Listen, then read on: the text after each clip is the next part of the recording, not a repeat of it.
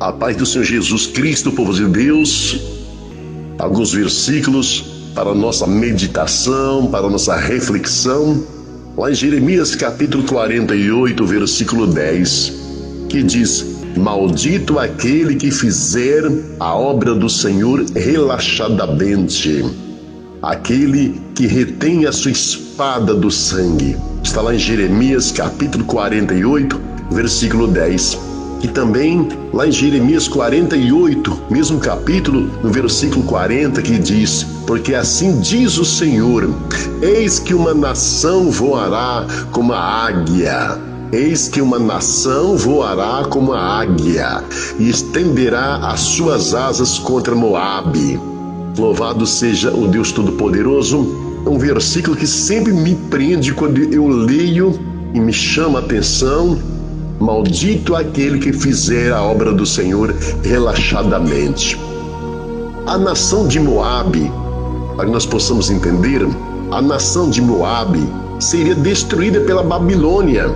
Isto de fato aconteceu lá em 582 a.C.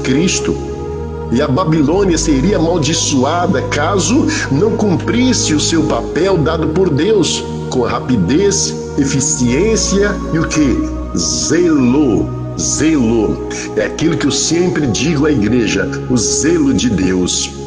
E nós temos que fazer a mesma coisa, servir a Deus com zelo. Servir a Deus exige zelo, obediência e prontidão. Obediência e prontidão. Nós possamos observar que o nosso irmão Paulo, escrevendo em capítulo 12, lá de Romanos, no versículo 11, ele diz: quanto ao zelo, não sejam preguiçosos, sejam fervorosos de espírito, servindo ao Senhor.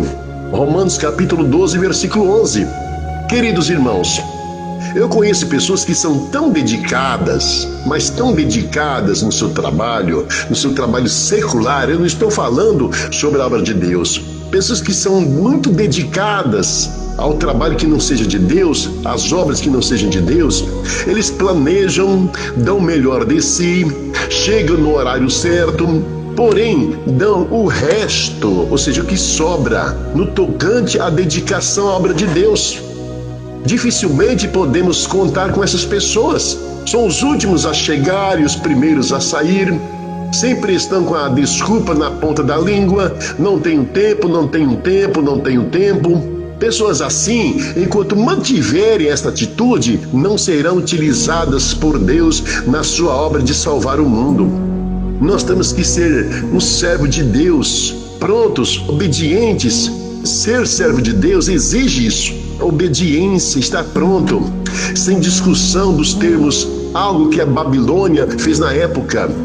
Lá em 2 Timóteo, capítulo 2, versículo 4, diz: nenhum soldado em serviço se envolve em negócio desta vida.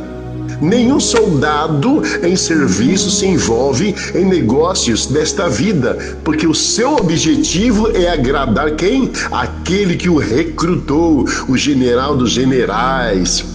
Nabucodonosor, o rei da Babilônia, ele tinha sido recrutado por Deus para punir Judá e demais nações. E ele fez isso, fez com maestria. Desse lado da cruz, naquilo que o Senhor nos chamar para fazer, façamos sempre o melhor, pois fomos convocados pelo Senhor dos Exércitos. Vamos lembrar, irmãos, que a obra é de Deus, não nossa. Isso impedirá que fiquemos desanimados quando os resultados parecem não aparecer, orgulhosos quando eles aparecem. A Babilônia, com o tempo, portou-se de uma maneira como se fosse ela a responsável pelo trabalho e não apenas um instrumento nas mãos do Senhor. Lembremos que tudo o que fazemos deve ter Deus e sua aprovação com a grande motivação.